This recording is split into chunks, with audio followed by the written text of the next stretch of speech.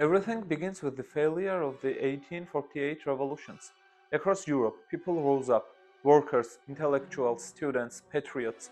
They demanded constitutions, liberty, and national unity. They demanded legitimacy, derived from consent, not divine right. Yet, by 1848, almost all these revolutions had failed. Prussia, Austria, the Italian states, France, all had crushed uprisings with force. We shall fight on the land ground. We shall fight in the fields and in the streets. Remember the We shall character fight in the hills. of the onslaught. We shall never surrender. And here lies the first lesson of history. Ideas without power remain dreams. The year 1848 revealed something essential. Ideology is energy, but energy alone cannot impose order. For ideas to survive, they must be disciplined.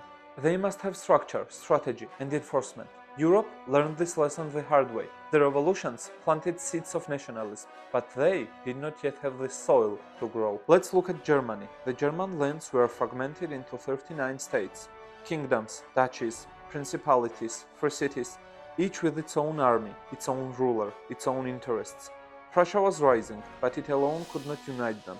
Austria claimed leadership, but it was tied to old dynastic traditions and resistance to reform. And yet, something was awakening, a sense of German identity. It was not just language or culture. It was the idea that the people, the state, and the land were connected in a way that transcended princes and emperors. This is where Otto von Bismarck enters, the Iron Chancellor of Prussia, a man who understood that history could be engineered, not just waited for. Bismarck realized a simple truth. Nationalism was a flame, but it needed fuel, and fuel, he knew, was conflict. Bismarck's genius was in creating wars that seemed inevitable, yet were entirely calculated. He did not rely on speeches, idealism, or philosophy.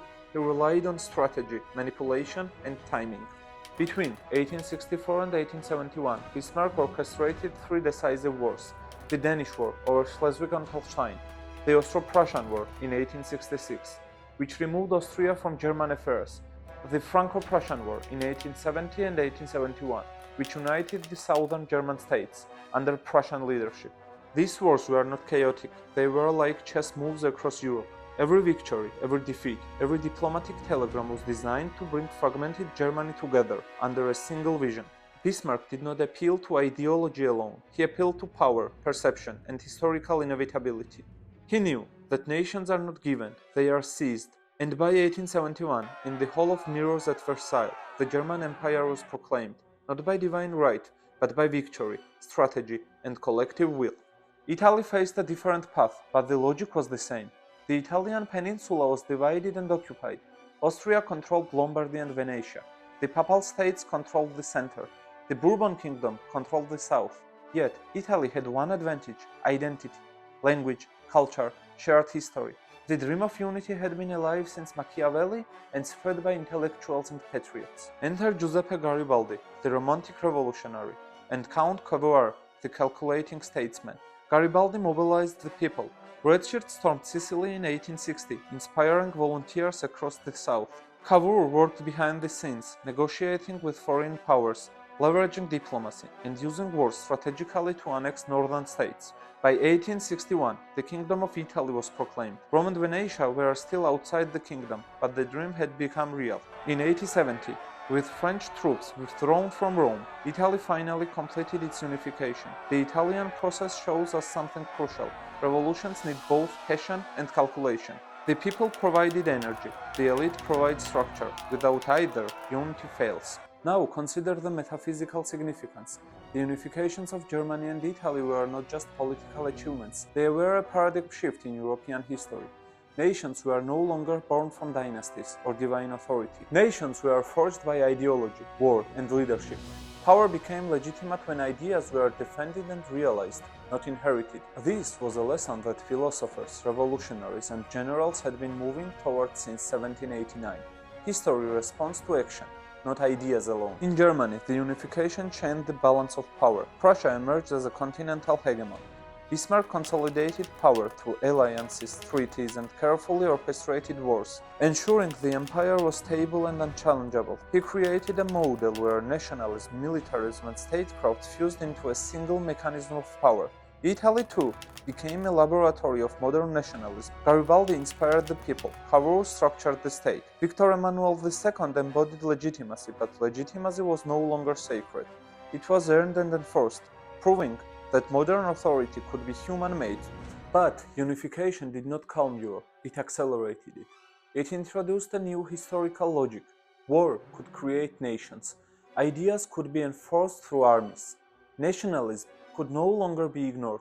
This is why the unifications of 1870 and 1871 are not just historical events, they are metaphysical turning points. They demonstrate that power, ideology, and national identity are inseparable. They show that modern Europe emerges not from peace, but from conflict structured by vision. Let's pause and ask ourselves, why did these events matter beyond borders and kings? Because, for the first time, the people became central to legitimacy. National identity became a force as real as cannon and rifle. Governments had to negotiate with public opinion, ideology, and culture. Germany and Italy show us the rise of the modern nation state, where borders are drawn by human will, not God, and where the abstract idea of the nation becomes tangible reality. And the consequences were immediate. Austro-Hungary faced internal pressure from its diverse populations. France felt the humiliation of defeat and loss of influence. Europe's great powers understood that nationalism could not be contained. From 1870 onward, the logic of nationalism became aggressive, industrial, and unstoppable. It militarized politics. It intensified identity. It set the stage for alliances, wars, and ideologies that would dominate the 20th century. Metaphysically, the lesson is clear. Ideas alone do not rule. Energy alone is not enough. Ideology requires enforcement. Nations are forged where passion meets power, where vision meets structure, and where courage meets calculation. Germany and Italy are not just historical case studies, they are blueprints of modern statecraft. They show us that revolutions, nationalism, and power are forces that can be engineered, harnessed, and directed. And yet, there is a cautionary truth. Power concentrated in a few hands, as Bismarck and Cavour showed, can enforce unity. But it also creates tension, rivalry, and conflict, both inside and outside the state. History is never pacified, it is accelerated.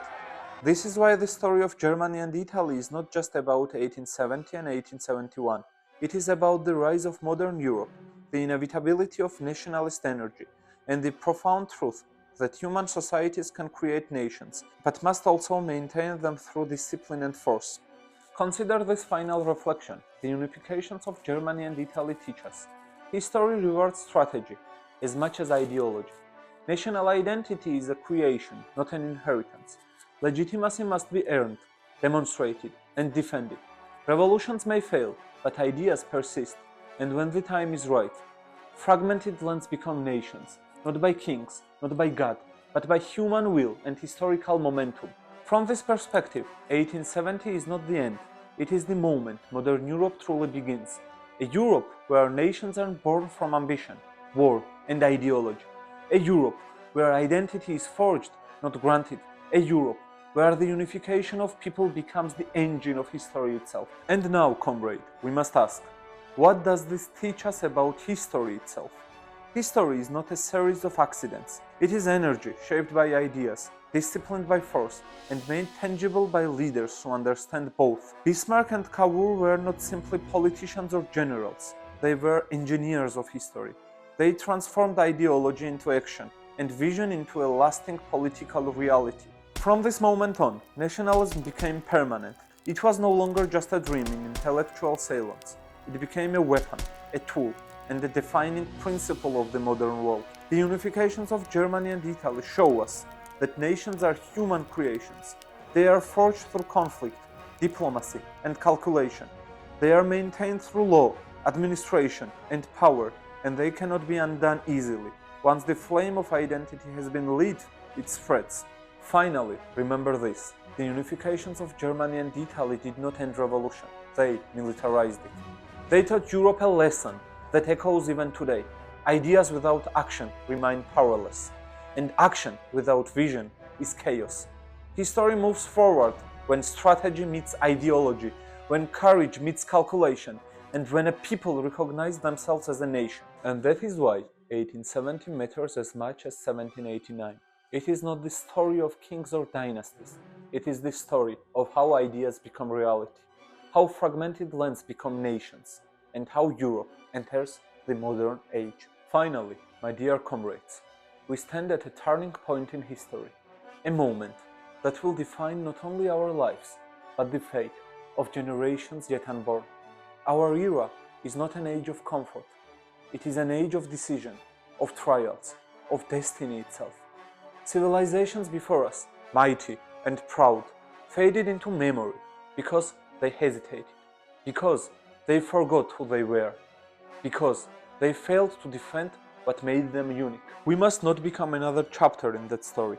We, Europeans, are the heirs of a vast and magnificent legacy, of cultures forged through centuries, of ancestors who endured, struggled, and sacrificed so that we might exist today.